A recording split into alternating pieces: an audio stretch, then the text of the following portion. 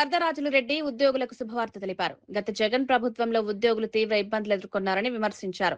పెన్షనర్లు, gratuity, APGLI, APGF నిధుల విడుదలపై హర్షం వ్యక్తం చేశారు. సీఎం చంద్రబాబు పెండింగ్ బకాయిలను విడుదల చేయడం అభినందనీయమన్నారు. 7,538 కోట్ల నిధులు విడుదల కావడం ఉద్యోగులకు ఊరట కలిగించిందని పేర్కొన్నారు.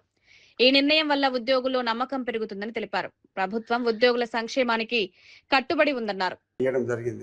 వాళ్ళకు gratuity, APGL, GIL, APGF, surrender leave, పోలీసులకు సరెండర్ లీవ్ ఇవన్నీ కూడా ఇవ్వడం జరిగింది. కాబట్టి ప్రభుత్వము ఎప్పుడు కూడా చంద్రబాబు నాయుడు గారు అనే ముఖ్యమంత్రి గారు ప్రభుత్వ ఉద్యోగస్తులు బాగా కష్టపడి రాష్ట్రాభివృద్ధిని ముందుకు తీసుకుపోయే పరిస్థితిలో నిరంతరము వారి సేవలు అందిస్తున్నారు. కాబట్టి అన్ని రకాల ప్రభుత్వ ఉద్యోగులకు ప్రథమ ప్రాధాన్యం ఇవ్వడం అనేది జరుగుతుంది. మొట్టమొదటి నుంచి కూడా ఆయన 1994-95లో ముఖ్యమంత్రి అయినప్పటి నుంచి కూడా ప్రత్యేకమైన శ్రద్ధ తీసుకొని ఉద్యోగస్తులందరి మీద వారు చేసే పనికి తగిన ఫలితాన్ని ఇవ్వాలనే ఆలోచనతో ఎప్పుడు కూడా ఆయన ముఖ్యమంత్రిగా దాదాపు సుమారుగా 15-18 సంవత్సరాల నుంచి ఆయన అటువంటి ఆలోచన ధోరణితోనే ఉద్యోగుల యొక్క విషయంలో ఉంటున్నాడు.